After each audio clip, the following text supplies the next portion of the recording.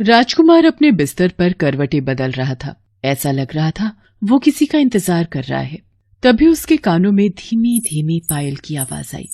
कुछ ही पलों में छन छन करती पायल की आवाज धीरे धीरे करके उसके बिल्कुल करीब आने लगी। लगता है आ गई, आने दो इसे आज, फिर मैं पूछता हूँ इससे कहाँ इतनी देर लगा दी। वो ये सोच ही रहा था कि एक बहुत ही खूबसूरत औरत उसके कमरे के अंदर आई। उसे देखकर राजकुमार ने बनावटी गुस्सा दिखाते हुए उसकी तरफ से मुंह फेर लिया। उसे ऐसा करते देख उस औरत ने कहा कि ठीक है, अब ऐसे ही मुझे देखकर मुंह फेरना है तो मैं जाती हूँ। ये कहकर औरत वापस जाने लगती है। तभी राजकुमार अपने बिस्तर से उठता है और जाकर उस औरत का हाथ पकड़ लेता है। बहुत भाव खाती हैं आप।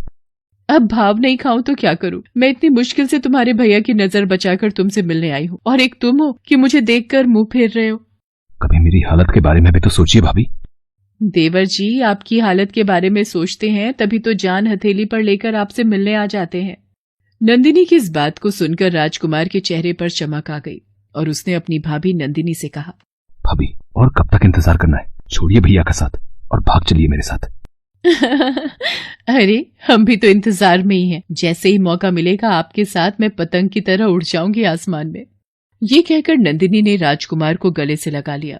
न जाने कब वो दिन आएगा जब हम दोनों बिना किसी डर के एक साथ रहेंगे, जब चाहे एक दूसरे को प्यार कर सकेंगे। वो ये बातें कर ही रहे होते हैं तभी एक तिलचट्टे पर नंदिनी की नजर जाती है। तिलचट्टे को देखते ही वो जोर से चीख पड़ती है, आह तिलचट्टा! देवर जी इसे जल्दी भगाओ, इससे मुझे बहुत डर लगता है। राजकुमार अपनी चप्पल खोलता है और उसे तिलचट्टे पर फेंकने ही वाला होता है कि तिलचट्टा दूर भागने लगता है। उसे देखकर राजकुमार को बहुत गुस्सा आता है और वो चप्पल फेंककर तिलचट्टे पर मारता है। लेकिन चप्पल तिलचट्टे को न लगकर कमरे में रखे एक महंगे गुलदस्ते पर लगता है। अगले ही पल गुलदस्ता नीचे गिरता है और उसके गिरने की आवाज आती है। जैसे ही गुलदस्ते के गिरने की आवाज आती है, राजकुमार चीखते हुए कहता है, इस तिलचट्टे को आज मैं छोड़ने वाला नहीं हूँ, बहुत नुकसान कर दिया इसने। वो फिर से चप्पल उठाता है और तिलचट्टे के ऊपर फेंकने वाला होता है। तभी उसकी नींद खुल जाती है और वो खुद को बिस्तर पर पाता है। अरे ये सब एक सपना था, वो सब मैं सपने में देख रहा था। राजकुमार राहत की सांस लेता है और कमरे के बाहर आता है। तभी उसकी नजर अपनी भाभी नंदिनी पर जाती है जो रसोई में खाना बना रही होती है। वो उसे दूर से ही घूरने लगता है। भाभी किचन में काम करते हुए भी कितनी खूबसूरत लगती हैं।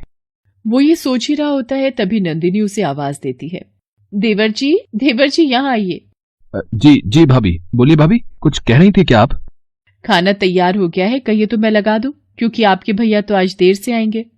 क्या भाभी, मैंने सोचा आप ये कहेंगे कि आज आपके भैया देर से आ रहे हैं, इसलिए आज देवर भाभी जमकर बातें करेंगे, और आप हैं कि खाना लगा दूं क्या, ये पूछ रही हैं। अजी हम आपके देवर हैं, कभी हमारे पास बिना खाने पीने की बातें किए भी बैठ सकती हैं। चलिए देवर जी, फिर बैठ जाते हैं, खाना बाद में खाएंगे, लेकिन हमारी बातें बहुत लंबी होती हैं। फिर ये ना कहिएगा कि भाभी अब रहने दीजिए, बाद में बात करेंगे, पहले खाना खा लेते हैं। हम तो ऐसा कभी नहीं कहेंगे, क्योंकि हम तो आपसे प्यार करते हैं ना। उसकी बातों को सुनकर नंदिनी खिलखिलाकर हंस पड़ी। उसे लगा कि राजकुमार ने ये बात उससे मजाक में कही है, लेकिन राजकुमार अपनी भाभी से अकेले में बात करने का हमेशा मौका तलाशता रहता था। हालांकि उसकी भाभी नंदिनी भी उससे हंस हंस कर बातें करती। एक देवर और भाभी में जिस तरह के मजाक होते हैं वैसे मजाक वो भी करती। लेकिन राजकुमार अपनी भाभी की इन बातों से उनकी तरफ झुकने लगा था। वो मन ही मन उन्हें चाहने भी लगा था।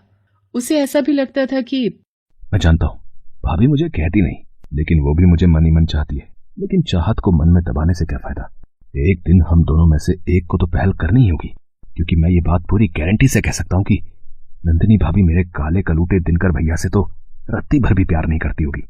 1 साल पहले की बात है। दिनकर की शादी नंदिनी से हो रही थी। मंडप पर खड़े सभी लोगों की निगाहें नंदिनी पर ही थी, क्योंकि नंदिनी थी ही इतनी खूबसूरत। गोरा रंग, घुंघराले बाल, खड़ी नाक और उसकी बड़ी बड़ी आंखें। एक बार जो भी उसकी तरफ देखता ही रह जाता। राजकुमार, तेरे भैया ने तो गजब की किस्मत पाई है?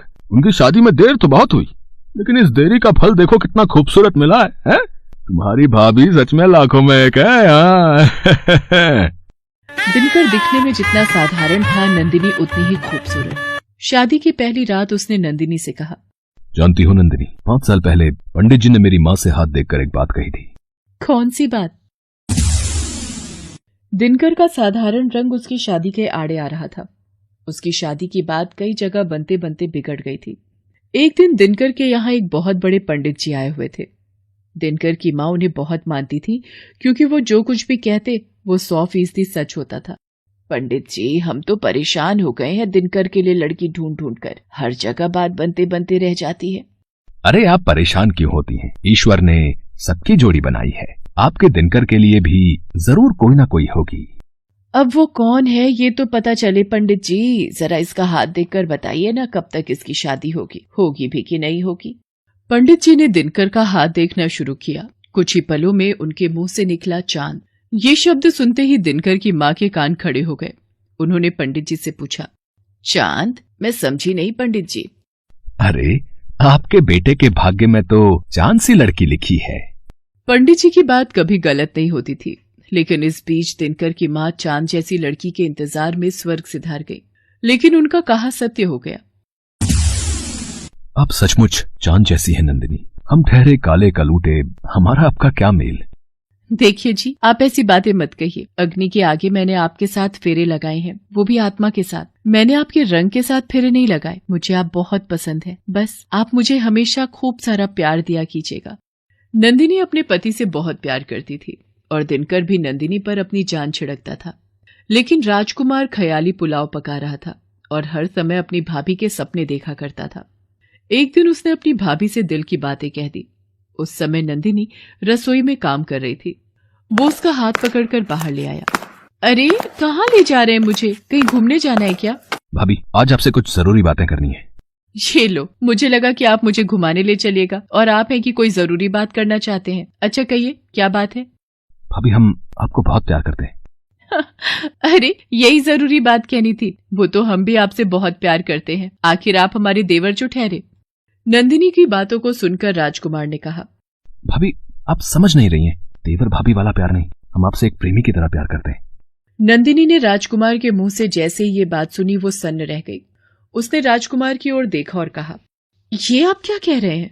वही जो आप भी कहना चाहती हैं, लेकिन डरती हैं। भाभी, हम आपसे प्रेम करते हैं। आप भैया को छोड़ दीजिए और मेरे साथ शादी कर लीजिए। वैसे भी वो कहाँ काले कलूटे और आप कहाँ रूप की रानी। इस बात को सुनने के बाद नंदिनी का सब्र जवाब दे गया और वो राजकुमार के पास गई और उसके गाल पर जोरदार थप्पड़ मार दिया। झन्नाटेदार थप्पड़ खाते ही राजकुमार हिल गया।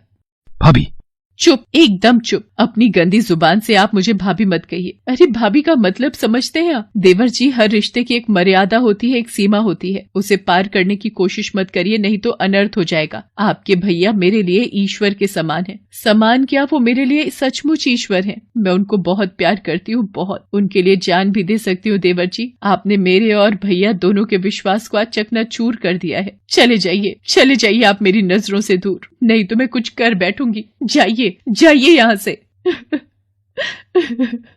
ये कहकर नंदिनी फूट फूट कर रोने लगी। उसे रोता देख राजकुमार को अपनी गलती का एहसास हो गया।